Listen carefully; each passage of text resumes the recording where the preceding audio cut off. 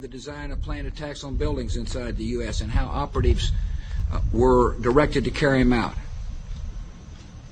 That is valuable information for those responsibility to protect the American people. He told us the operatives had been instructed to ensure that the explosives went off at a point that was high enough to prevent people trapped above from escaping. He gave us information that helped uncover Al-Qaeda cells' efforts to obtain biological weapons. This is Building 7, a 47-story skyscraper that fell on the afternoon of September 11th. The government says that fire brought it down. However, 1,500 architects and engineers concluded it was a controlled demolition. Over 6,000 of my fellow service members have given their lives. And thousands of my fellow first responders are dying. I'm not a conspiracy theorist. I'm a structural engineer. I'm a New York City correction officer. I'm an Air Force pilot. I'm a father who lost his son. We're Americans, and we deserve... I lost my husband. My son. My uncle. My nephew. September 11th, 2001. Most people don't know a third tower fell that day. The government says fire brought it down. The collapse of World Trade Center 7 was primarily due to fires. I, along with 1,400 other architects and engineers, have found the government's conclusion to be physically impossible. Impossible. We need the truth about what happened that day. Go to rememberbuilding7.org. Why it fell, why it matters, and what you can do.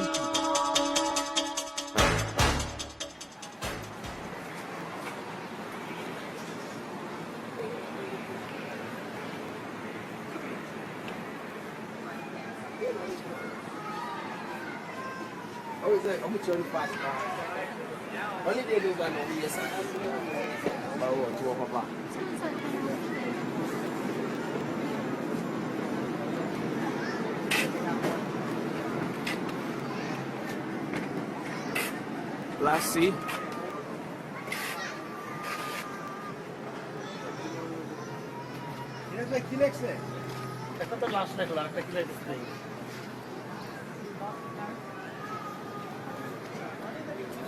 Oh shit.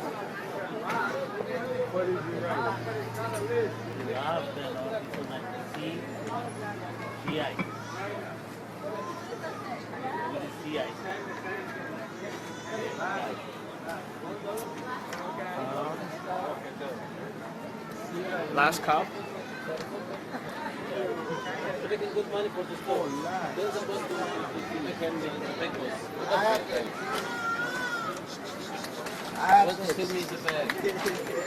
Last chance. Yeah, that's what he's writing. Last chance, see that?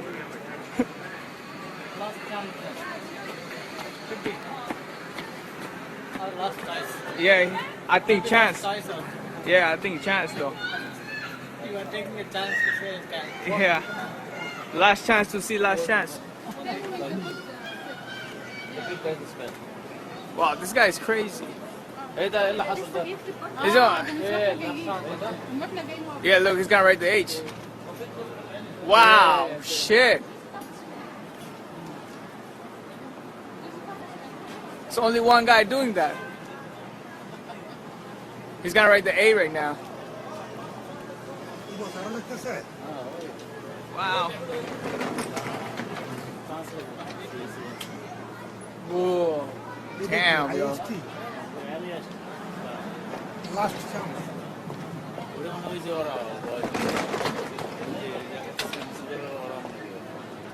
Oh, I think so wants to do it. Maybe I'm not sure. Or I think you should do it.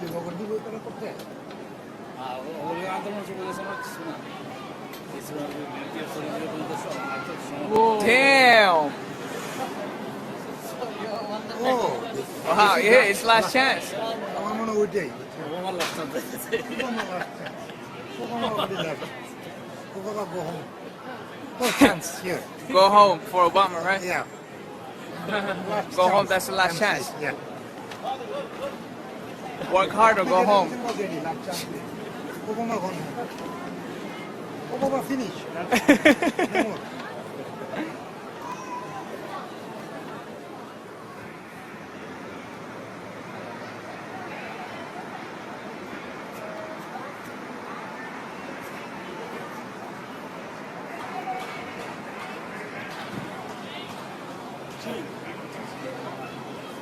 the way, did you know the Catholic Church built the Watergate complex as a real estate investment?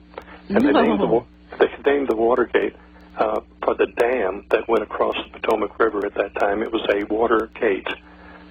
Now, in the Watergate, there were apartments, condominiums, and office section. 3 sections.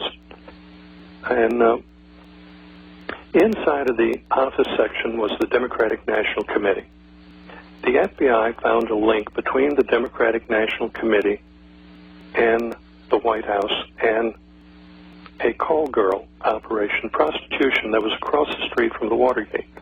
I think it was the Plaza condominiums. I'm not sure. I don't remember that. But it was right next to the Holiday Inn that was across the street. The FBI wanted to go in to the Democratic National Committee and find out what they knew. The CIA was also very interested in the breach of security between the prostitutes and the White House. That's how E. Howard Hunt got recruited and Gordon Liddy got recruited to go in there, and they called themselves the Plumbers. They were going to go into the Democratic National Committee to stop the leak, the Plumbers. So here you had the CIA, the FBI, wanting to do this, and the key man was John Dean III. John Dean. We're going to come right back after this 4-minute break. Our guest today is A.C. Griffith, and we're going to see how this leads into the aerosol crime issue, aerosol program of some sorts that the U.S. government has, and it has already killed people. We'll be right back after this 4-minute break with A.C. Griffith. Stay tuned.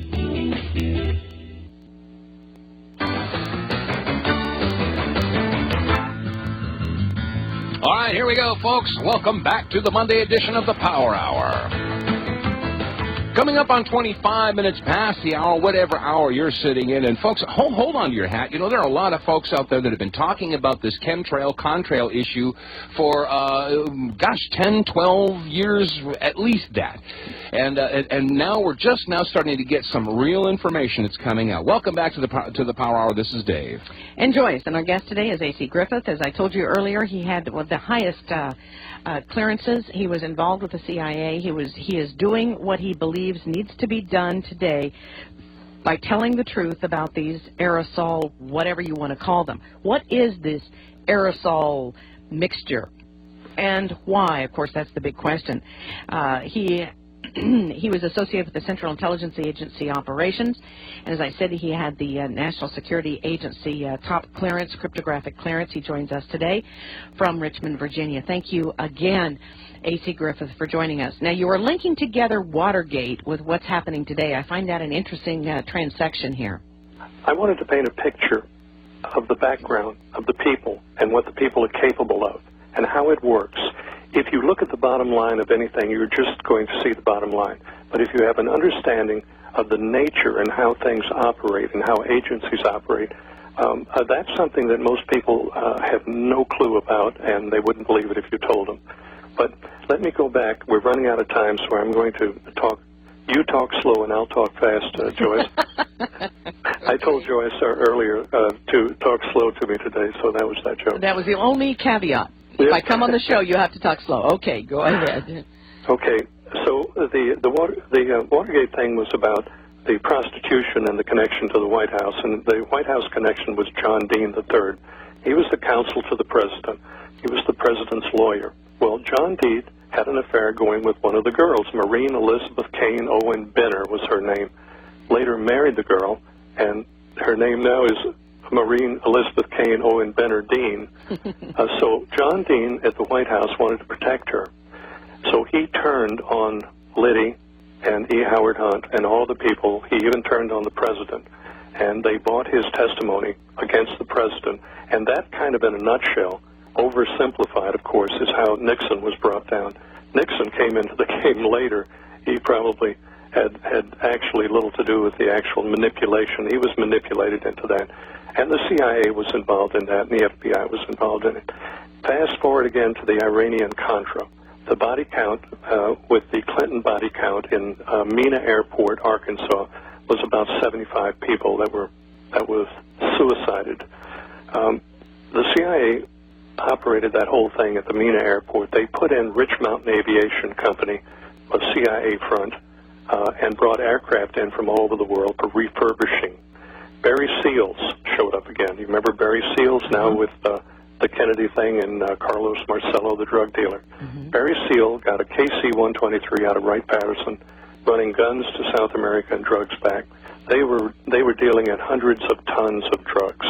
It was so many drugs, it was like freight trains loaded with drugs.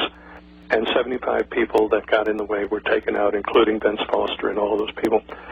Noticed an interesting thing. Admiral Jeremiah Border, he was the chief of naval operations. He was a Jewish man. He enlisted in the Navy when he was 17 years old, stayed an enlisted man for 6 years, and then went up in the ranks to become the #1 naval officer for the United States Navy. He was chief of naval operations. Well, unexpectedly one night he decided to suicide himself in his house, and he shot himself twice in the chest with a shotgun. That's quite a feat. Yes, it is. Now, he was the chief of naval operations, and he opposed the chemtrail project. Then the chemtrail project started after Admiral Borda was replaced. Jeremiah Borda. He was a dedicated man. He was a sincere man. He was a good man. So you're seeing a picture of how this thing operates. The CIA finances projects with monies earned elsewhere. The monies that go into CIA projects don't necessarily come out of congressional appropriations. And I will tell you that the Congress as a whole is completely oblivious to the aerosol program. They are afraid to ask. I had an meeting with the administrative aide of a congressman. He drove all the way to Richmond from Washington to meet with me. And we spent about an hour. I gave him a complete overview presentation. He looked at me, stood up, and he said, "What do you expect me to do, Griff? They would lie to me, too." That was his exact words. And I shook his hand and hugged the secretary and left. And that was it. That tells me that the Congress, I know for a fact the Congress is out of the loop. Dennis Kucinich. Okay, we're going to come back from this break. We've got a 3-minute break, then I'm going to let him run with it for 20 minutes. You're hearing from A.C. Griffith here today, and the subject is the purpose of chemtrail aerosols. Ladies and gentlemen, you're getting an earful, and you might want to re-listen tonight on Channel 152 XM Radio. We'll be right back. 3 minutes. We're talking to A.C. Griffith today. He is an individual who has taken it's been a lot of time that he has done in research of this subject, years and years of research. He was associated with the National Security Agency, had a top-secret cryptographic clearance, and he joins us today to help us understand what is in those chemtrail aerosols. And thank you very much again, AC, for joining us. Well, let's talk about the chemtrail aerosols, because you did significant research, got into the program itself. And, sir, what did you learn? It's not that simple, Joyce. It's a very complicated thing. You must know the people. You must know what they're capable of. You must know their operation, their intent. You must realize that you're dealing with people with no faces that haven't been elected. You don't know who they are. You don't know what they're putting in those aircraft. The security on the substance going into the aircraft, there's very little security on that. Whatever somebody puts in the aircraft is going to come out of the aircraft. That's a real concern. The Environmental Protection Agency has been told to keep their nose out of it. On the state levels, the state various here in Virginia, it's the Department of Environmental Quality. I was told by high people in that they were told to leave it alone. Don't look at it. Don't look at the air quality when it comes to the aerosols. Look at talk about ozone levels and things like that. Well, you mentioned that you had talked to one congressman, and then you mentioned Representative Kucinich as we were going to the break. Yes, he introduced H.R. 2799, I believe that was it, and it was he was called aside and told to take it out, and he did, and he got very quiet about it. I can't tell you enough that this is a very dangerous thing to get into. It's very dangerous to talk about this. As long as people talk about the normal stuff on the internet, they're okay. The agencies have been told to leave this alone. Now, as in the Watergate and some of these other projects that I mentioned, everybody involved thought they were doing it for some different reason. They didn't know what it was about.